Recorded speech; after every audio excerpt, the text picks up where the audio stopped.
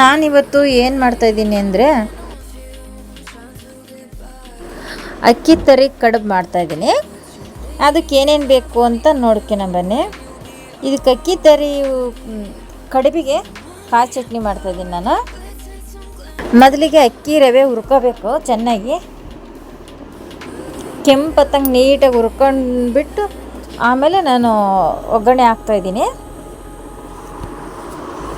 ಒಗ್ಗರಣೆ ಕಡಲೆಬೇಳೆ ಒಂದು ಸ್ವಲ್ಪ ಇದನ್ನು ಉದ್ದಿನಬೇಳೆ ಹಾಕಿದ್ದೀನಿ. ಉದ್ದಿನಬೇಳೆ ಒಂದೆರಡು ಕಡಲೆಬೇಳೆ, ಕರಿಬೇವು, ಸಾಸಿವೆ, ಜೀರಿಗೆ ಒಗ್ಗರಣೆ ಹಾಕಿದ್ದೀನಿ. ಸ್ವಲ್ಪ ಶುಂಠಿ ಬೆಳ್ಳುಳ್ಳಿ ಪೇಸ್ಟ್ ಹಾಕಿದ್ದೀನಿ.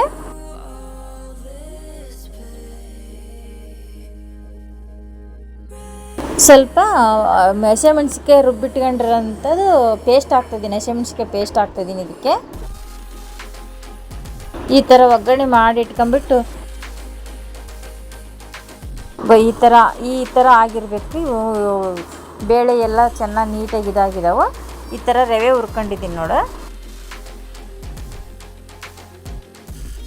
ರವೆ ಹುರಿತಾ ಇದ್ದೀನಿ. ಕೆಂಪು ರವೆ ಆಗಬೇಕು ನೀಟಾಗಿ ಚೆನ್ನಾಗಿ, ಯಾಕಂದರೆ ಹಸಿ ವಾಸನೆ ಎಲ್ಲ ಹೋಗೋವರೆಗೆ ಹುರಿತಾನೆ ಇರಬೇಕು. ಇದನ್ನು ಚೆನ್ನಾಗಿ ನೀಟಾಗಿ ಹುರಿದ್ರೆ ಅಕ್ಕಿ ತರಿ ಕಡುಬು ಭಾಳ ಚೆನ್ನಾಗಿ ಬರ್ತವೆ, ಟೇಸ್ಟಿಯಾಗಿರ್ತವೆ. ಹಾಗಾಗಿ ನೀಟಾಗಿ ಹುರಿದಿದ್ದೀನಿ.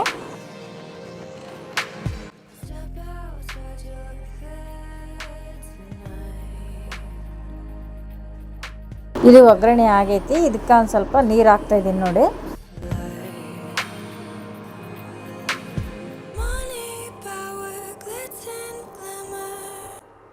ಇದಕ್ಕೆ 2-3 ಲೋಟ ನೀರು ಹಾಕ್ತಾಯಿದ್ದೀನಿ.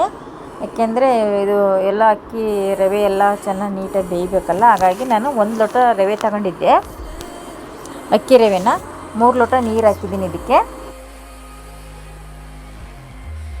1 ಲೋಟ ಅಕ್ಕಿ ರವೆ 3 ಲೋಟ ನೀರು ಹಾಕಿದ್ದೀನಿ. ಸ್ವಲ್ಪ ರುಚಿಗೆ ತಕ್ಕಷ್ಟು ಉಪ್ಪು ಹಾಕ್ಕೊಂಡಿದ್ದೀನಿ. ಇದು ಚೆನ್ನಾಗಿ ಮಳ್ಳಬೇಕು. ನೀರು ಕುದೀತಾ ಇರಬೇಕಾದ್ರೆ ರವೆ ಹಾಕ್ಬೇಕು. ಇದಕ್ಕೆ ಈ ಥರ ಮಾಡ್ಕೊಂಡು ಅಕ್ಕಿ ಕಡುಬು ಮಾಡಿದ್ರೆ ಟೇಸ್ಟಿಯಾಗಿ ಬರ್ತಾವೆ, ತುಂಬ ರುಚಿಯಾಗಿರುತ್ತೆ. ಇದಕ್ಕೆ ಸ್ವಲ್ಪ ಕಾಯಿ ತುರಿ ಹಾಕ್ತಿದ್ದೀನಿ. ಇದಕ್ಕೆ ಕಾಯಿ ತುರಿ ಹಾಕಿದರೆ ಇನ್ನೂ ಟೇಸ್ಟ್ ಬರುತ್ತೆ. ಹಾಗಾಗಿ ನಾನು ಕಾಯಿ ತುರಿನೇ ಉಪಯೋಗಿಸಿದ್ದೀನಿ ಇಲ್ಲಿ.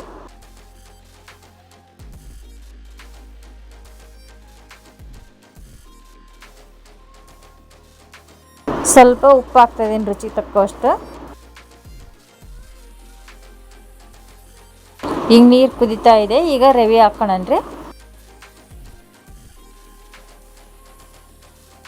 ಈ ಥರ ಕುದೀತಾ ಇರಬೇಕಾದ್ರೆ ರವೆ ಹಾಕ್ಬೇಕು. ನೀರು ಚೆನ್ನಾಗಿ ಮಳ್ಳಿದ ಮೇಲೆ, ಇಲ್ಲಾಂದರೆ ಹಸಿ ಆಗ್ಬಿಡ್ತೈತಿ. ಹಾಗಾಗಿ ನಾವು ನೀರು ಚೆನ್ನಾಗಿ ಮಳ್ಳಬೇಕಾರೆ ರವೆ ಹಾಕಬೇಕು. ಚೆನ್ನಾಗಿ ಕುದೀತಾ ಇದೆ. ರವೆ ಹಾಕೊಂಡು ಬನ್ನಿ. ನೋಡಿ ರವೆ ಹಾಕ್ತಾಯಿದ್ದೀನಿ. ಈ ಥರ ಹುರಿದಿಟ್ಕೊಂಡಿದ್ನೆಲ್ಲ ರವೆ ಹಾಕ್ತಾಯಿದ್ದೀನಿ. ಈಗ ಸೇರಿಸ್ತಾ ಇದ್ದೀನಿ. ಚೆನ್ನಾಗಿ ಮಿಶ್ರಣ ಮಾಡ್ತಾಯಿದ್ದೀನಿ.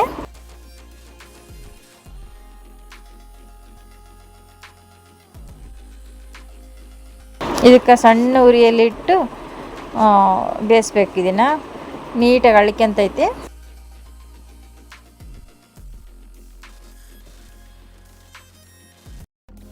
ದೊಡ್ಡ ಉರಿಯಲ್ಲಿ ಇಟ್ಟರೆ ಚೆನ್ನಾಗಿ ಬರೋಲ್ಲ. ಹಾಗಾಗಿ ನಾನು ಸಣ್ಣ ಉರಿಲೇ ಇದನ್ನು ಮಿಕ್ಸ್ ಮಾಡ್ತಾಯಿದ್ದೀನಿ. ಸಣ್ಣ ಉರಿ ಇಟ್ಕೊಂಡು ನೀಟಾಗಿ ಮಿಕ್ಸ್ ಮಾಡ್ತಾಯಿದ್ದೀನಿ. ಅಕ್ಕಿ ತರಿ ಕಡುಬು ಮಾಡೋಕ್ಕೆ ಈ ಥರ ಮಾಡ್ಕೊಂಡು ಮಾಡ್ತಾಯಿದ್ದೀನಿ.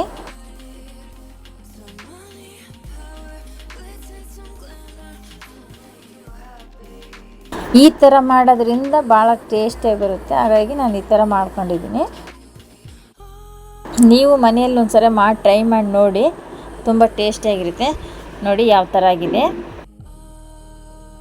ಇದನ್ನ ಹಳ್ಳಕ್ಕೆ ಬಿಟ್ಬಿಟ್ಟಿದ್ದೆ ನಾನು. ಸ್ವಲ್ಪ ಈ ಥರ ಬಂದಿದೆ ಚೆನ್ನಾಗಿ.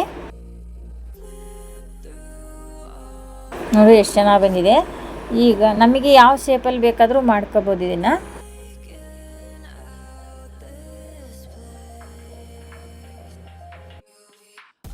ನೋಡಿ ಚೆನ್ನಾಗಿದೆ. ಈಗ ನಾನು ಇದನ್ನು ಒಂದು ತಟ್ಟೆ ತೆಗೆದು,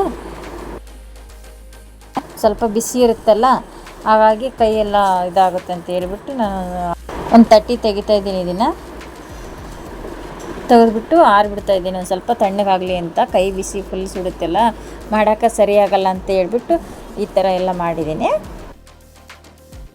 ಈ ಥರ ಮಾಡಿ ಒಂದು ಸ್ವಲ್ಪ ಹೊತ್ತು ಬಿಟ್ಟು ನಮಗೆ ಯಾವ ಶೇಪಲ್ಲಿ ಬೇಕಾದರೂ ಮಾಡ್ಕೋಬೋದು, ಚೆನ್ನಾಗಿ ಬರ್ತಾವೆ.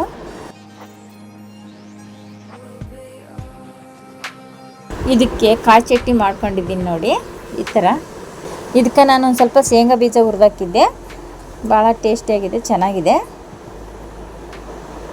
ನೀವು ಬೇಕಾದ್ರೆ ಬರೀ ಕಾಯಿ ಅಷ್ಟೇ ಹಾಕ್ಕೊಂಡು ಮಾಡ್ಕೋಬೋದು. ನಾನೊಂದು ಸ್ವಲ್ಪ ಶೇಂಗಾ ಬೀಜ ಹಾಕಿ ಮಾಡಿದ್ದೀನಿ, ಹಾಗಾಗಿ ಭಾಳ ಟೇಸ್ಟಿಯಾಗಿದೆ, ಭಾಳ ಚೆನ್ನಾಗಿದೆ ಇದು. ಕಾಯಿ ಚಟ್ನಿ ರೆಡಿಯಾಗಿದೆ. ಈಗ ಸ್ವಲ್ಪ ಕಾಯಿ ಒಂದು ಸ್ವಲ್ಪ ಶೇಂಗಾ ಹುರಿದು ಹಾಕಿದ್ದೆ, ಹಾಗಾಗಿ ಭಾಳ ಟೇಸ್ಟಿಯಾಗಿ ಬಂದಿದೆ ನೋಡಿ. ಈಗ ಕಡುಬು ಬೇಯಿಸೋಕೆ ನೀರಿಟ್ಟಿದ್ದೀನಿ.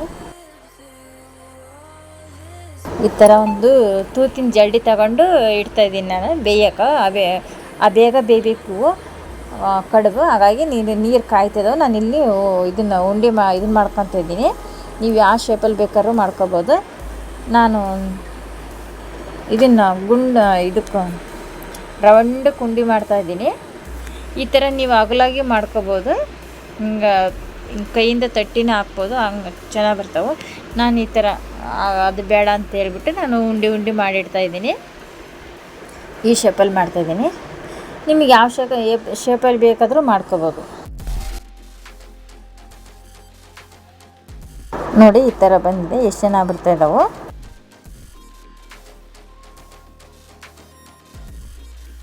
ನೋಡಿ. ಈ ಥರ ಶೇಪಲ್ಲಿ ನಾನು ಮಾಡ್ಕೊಂಡಿದ್ದೀನಿ. ನೀವು ಇದೇ ಥರ ಮಾಡ್ಕೊಳ್ರಿ ಮನೆಯಾಗ, ಭಾಳ ಟೇಸ್ಟಿಯಾಗಿರುತ್ತೆ. ಕಮೆಂಟ್ ಮಾಡಿ, ಶೇರ್ ಮಾಡಿ ನಮ್ಮ ಶ್ರೀ ಅನ್ನಪೂರ್ಣೇಶ್ವರಿ ಯೂಟ್ಯೂಬ್ ಚಾನಲ್ಗೆ.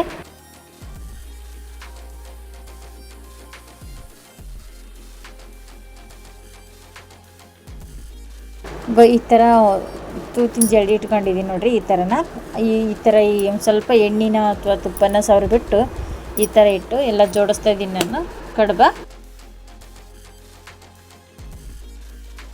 10 ನಿಮಿಷ ಬೆಂದರೆ ಸಾಕಿದೆಲ್ಲ ಇದಾಗಿತ್ತಲ್ಲ, ಬೇಯಿಸ್ಕೊಂಡಿವಲ್ಲ ಫಸ್ಟಿಗೆ, ಹಾಗಾಗಿ ನಾನು ಸ್ವಲ್ಪನೇ ಇದನ್ನು ಮಾಡ್ತಾಯಿದ್ದೀನಿ.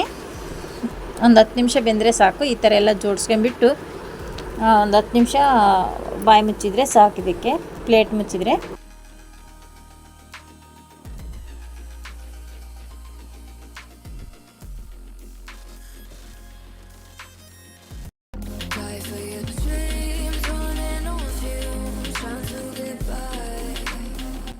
ಈ ಥರ ಒಂದು ಟೇಸ್ಟಿ ನೋಡಿರಿ, ನೀವು ಮಾಡಿ ಈ ಥರ ಒಂದು ಟ್ರೈ ಮಾಡಿ ನೋಡಿ, ತುಂಬ ಟೇಸ್ಟಿಯಾಗಿ ಬರುತ್ತೆ. ನಾನು ಈ ಥರ ಮಾಡಿ ಇಟ್ಟಿದ್ದೀನಿ. ಈಗ ಒಂದು 10 ನಿಮಿಷ ಬಿಡ್ತಾಯಿದ್ದೀನಿ. ಈಗ 10 ನಿಮಿಷ ಆದರೆ ಸಾಕಿದ್ದು ಚೆನ್ನಾಗಿ ನೀಟಾಗಿ ಬೆಂದಿರ್ತಾವೆ, ಹಾಗಾಗಿ ನಾನು 10 ನಿಮಿಷ ಸಾಕು.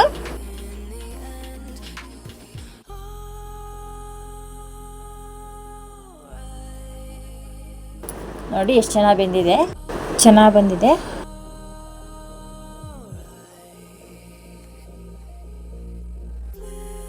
ಇನ್ನೊಂದು ಆಟ್ ಬಾಕ್ಸಿಗೆ ತೆಗೆದಿಡ್ತಾ ಇದ್ದೀನಿ. ಈಗ